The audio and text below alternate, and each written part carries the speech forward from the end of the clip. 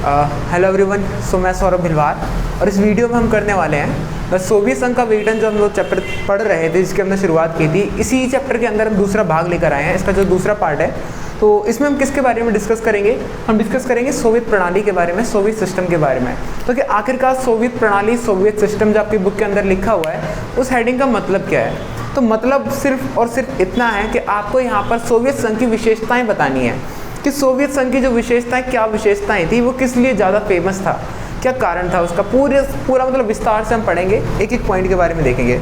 तो भाई हमको क्या देखना है कि सोवियत संघ एक ऐसी प्रणाली थी, एक ऐसी व्यवस्था थी जिसके अंदर, सोवियत संघ के अंदर अगर देखा जाए तो ये पूंजीवाद का विरोध करते थे, पूंजीवाद का विरोध करते थे और साम्यवाद को स्वीकार,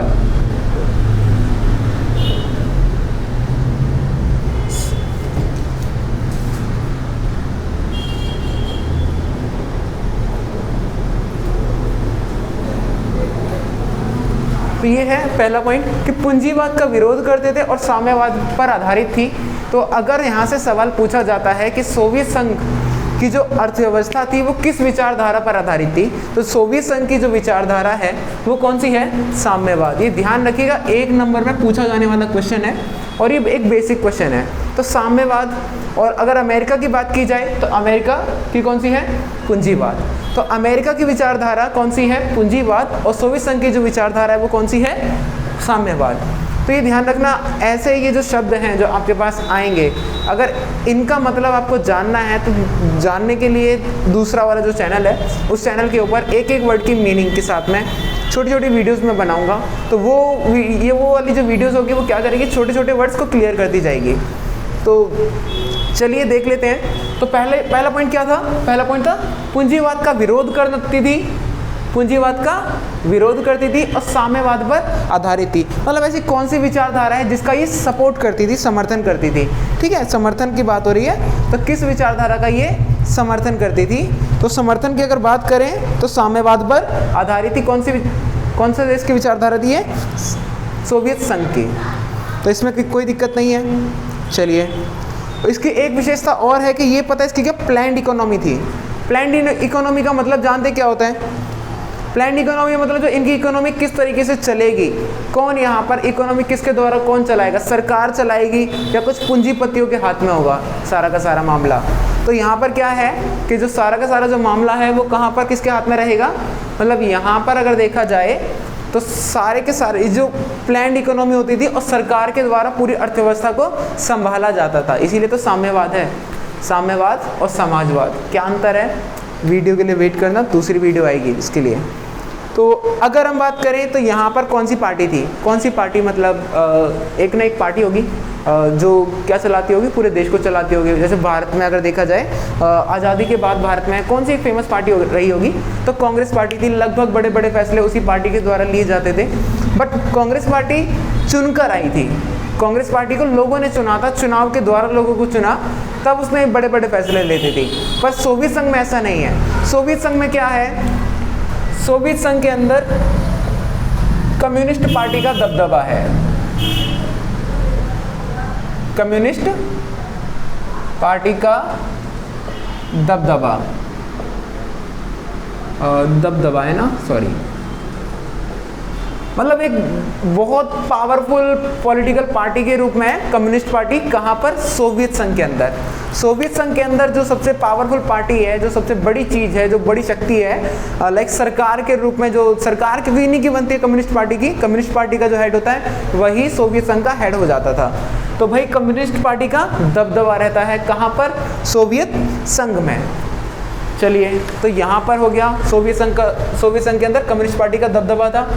अगला जो पॉइंट है वो है हमारा कि यहाँ पर जो न्यूनतम दर की जो चीज़ें होती थी, लाइक जो आपके लिए बेसिक चीज़ें हैं, शिक्षा हो गया, शिक्षा हो गई है ना, रोजगार हो गया, तो ये सारी चीज़ें, खाने के लिए खाना, रहने के लिए घर, ये सारी चीज़ें सरकार के द्वारा उपलब्ध करवाई जाती थी। तो इसका जो पॉइंट बनेगा, न्यूनतम जीवन स्तर की वस्तुएं सरकार के द्वारा उपलब्ध करवाई गई।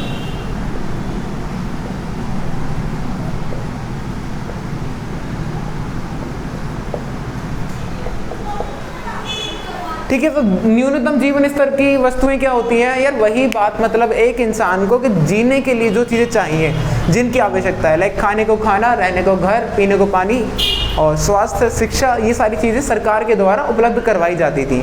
तो यहाँ पर देख रहे हो कि लोग कितने बेहतर थे। तो अब गरीबी तो यहाँ पर आपको नज़र नहीं आएगी, तो गरीबी नज़र नहीं आई पर बाद में आई थी, है ना। तो उसके बारे में देखेंगे अगली वीडियोज़ में, देखेंगे उसके बारे में। फिर जो अगला पॉइंट है वो क्या बनेगा कि यहाँ पर बेरोजगारी नहीं थी। यहाँ पर क्या नहीं थी? बेरोजगारी नहीं थी।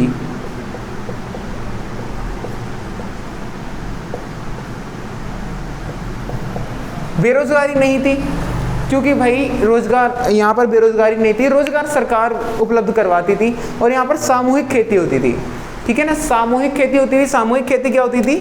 सामूहिक खेती कहने का मतलब ये है कि सरकार यहाँ पर, पता है, सरकार ने ज़मीन किसी को भी नहीं दी है।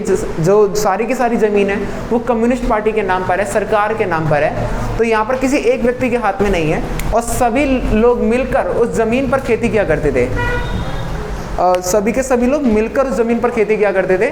जब सभी के सभी लोग मिलकर उस ज़मीन पर खेती करेंगे तो मतलब एक खेत है, एक खेत के अंदर अगर 10 लोग काम कर रहे हैं, अगर एक खेत के अंदर 10 लोग काम कर रहे हैं, इसका मतलब ये है कि एक खेत में 10 लोगों को रोजगार मिल रहा है। इसको कहते हैं सामूहिकीकरण, सामूहिकीकरण। और यहाँ पर खेती का मामला है तो बोल देंगे सामूहिक खेती होती थी।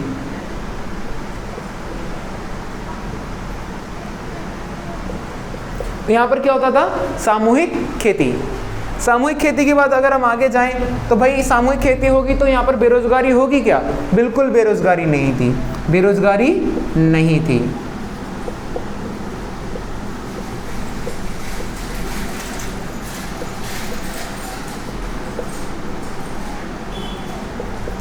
अगला देखिए तो यहाँ पर क्या है? उन्नत संचार प्रणाली। उन्नत संचार प्रणाली का मतलब ये है कि यहाँ का जो ट्रांसपोर्टेशन सिस्टम था वो एकदम बहुत ज़्यादा बेहतर था। आप एक स्थान से दूसरे स्थान पर आने के लिए सड़कें उपलब्ध थी, अच्छी मात्रा में उपलब्ध थी। ऐसा नहीं है कि भाई रास्ता नहीं है कहीं जाने के लिए, तो सड़कें, संचार प्रणाली बड़ी बेहतर थी। तो बेरोजगारी भी यहाँ पर नहीं थी, ठीक है। और अगर हम देखें तो उन्नत संचार प्रणाली है, संचार प्रणाली बहुत ज़्यादा अच्छी है।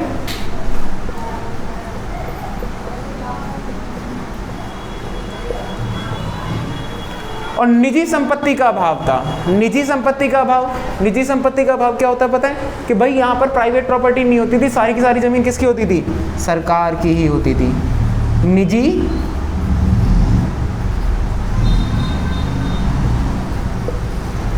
संपत्ति का अभाव। और अगर बात करें आखिरी पॉइंट एक और डालना चाहें तो डाल सकते हैं बिल्कुल, क्योंकि यहाँ पर हर एक चीज़ का उत्पादन होता था। ये मतलब ये किसी के भी ऊपर डिपेंड नहीं थे। कहा जाता है, एक लाइन लिखी हुई है आपकी एनसीईआरटी के अंदर कि यहाँ पर सुई से लेकर कार तक का उत्पादन होता था। अगर हम बात करें तो यहाँ पर क्या है, देखो कि हर एक चीज़ बनाने के लिए सारे के सारे संसाधन उपलब्ध हैं। संसाधन सारे के सारे उपलब्ध हैं। जब सारे के सारे संसाधन उपलब्ध हैं हर एक चीज़ बनाने के लिए, तो किसी के ऊपर क्यों ही डिपेंडेंट रहेंगे। यहाँ पर कच्चा माल उपलब्ध था, पेट्रोलियम उपलब्ध है, जितने भी संसाधन हैं वहाँ पर सभी के सभी उपलब्ध हैं। तो ये है भाई सोवियत प्रणाली के। अगर आपसे कोई पूछता है कि सोवियत प्रणाली आखिरकार है क्या, सोवियत सिस्टम है क्या, तो भाई यही सब है, एक्सप्लेन करना है। 2 नंबर का क्वेश्चन पूछा जा सकता है, पूछा भी जाता है। तो अगला अगर देखो एक वीडियो और बनाएंगे जिसमें हम डिस्कस करेंगे कि सोवियत संघ के शक्तिशाली होने के क्या कारण थे। सोवियत संघ के शक्तिशाली होने के कारण बहुत कुछ हो सकते हैं, तो अलग वीडियो बनाएंगे इसकी, अगली वीडियो इसी के बारे में होगी। तो होपफुली वीडियो अच्छी लगी तो please like the video, subscribe the channel and thank you for watching the video.